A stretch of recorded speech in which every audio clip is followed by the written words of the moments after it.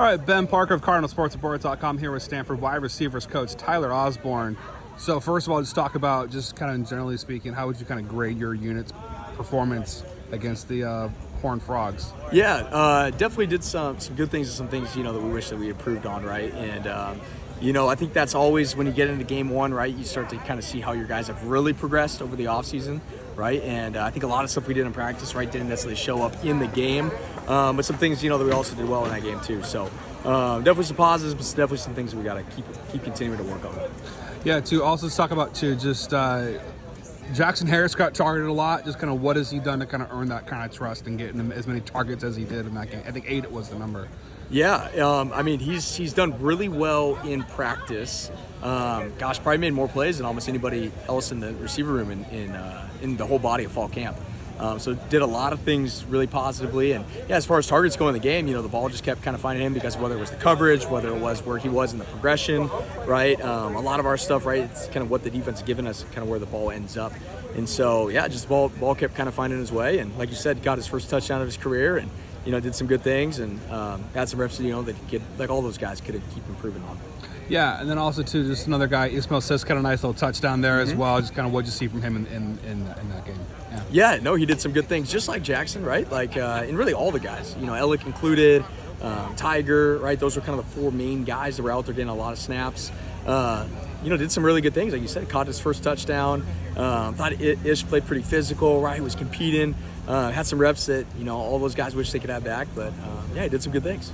Yeah, too, with Ellick, 7 receptions, 102 yards, targeted 12 times for him. Just how do you guys kind of find the balance? And obviously, he's the key guy you want to get the ball to, but how do you guys make sure you're not maybe forcing something that's not there? Just how do you kind of deal with that aspect of things with Ellick? Yeah, the ball just in our offense naturally gets spread around quite a bit, which is why it's important to have 3, really good receivers if we're living a lot in 11 personnel. And so for us, we naturally will the ball will find different guys throughout the game just because of where they're playing or just because of also the look that we're getting on defense. So kind of depends on where you are in the progression, right, and what the defense has given us. And so not necessarily are we always out there like, hey, the ball should just be going to, Ellick here on this exact play, right? It's kind of if the defense gives us a cloud look and he's playing in the boundary, right, the ball's probably going to be going to the field. We're not going to throw a one-on-one boundary to him.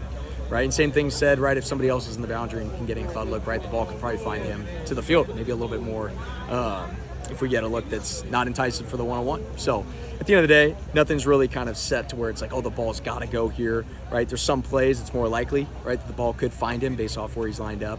But for the most part, everything's kind of set up to kind of have the ball get spread around, which is good, right? We just got to make sure that we have everyone out there kind of making plays at the same level that he is. Yeah, I'll start to kind of Cal Poly's defense. Kind of generally speaking, what are the keys for your unit to be successful against the Mustangs? I think their mascot is.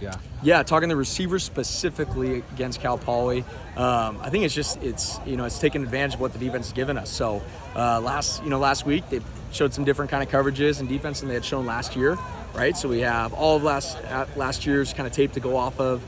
This year's a little bit different, but we also know that could just be what they had designed for San Diego last week. So we're prepping for everything, right, that they could possibly throw at us, and whatever the defense is kind of giving us is what our guys are going to have to take advantage of. So if it's a lot of soft zone coverage, right, we got to take advantage of all the stuff underneath, right? If they're playing us in a lot of man-to-man, right, going to have to win our one-on-one battles.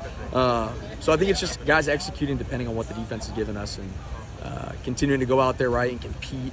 And I think the biggest thing I want to see our guys kind of improve on from game 1 is just, kind of settling in, right? Having some confidence. We got a young group, right? Played 2 freshmen, 2 sophomores, right? So kind of 2 freshmen, 2 sophomores with the 4 guys out there playing a lot. And, sometimes, right, those are your first real snaps in college. And so I think those guys, as they continue to get in, right, and continue to play in these type of environments, right, they'll settle in. And that's what I'm really hoping for is the room settles in a little bit, right, and plays like we've been practicing.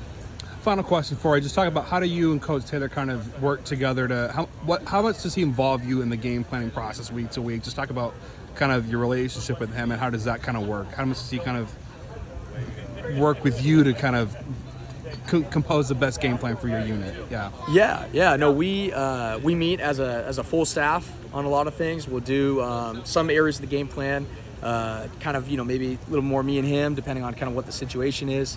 But for the most part, we're meeting as a staff offensively. And yeah, kind of we're all bouncing out ideas off each other. And, I've been with Coach Taylor since his first year as the head coach at Sacramento State. So I'm very familiar with kind of what he's trying to do on offense, some things we've done in the past, maybe that we can adjust here, right, depending on schemes that are working. And so, yeah, we're always kind of bouncing ideas off each other in that room. And, yeah, I think it's a good relationship with all of us. We all work well together with the game plan. Perfect. Thanks so much, Tyler, for taking the time, and good luck this weekend against the Mustangs of Cal Poly. Appreciate it.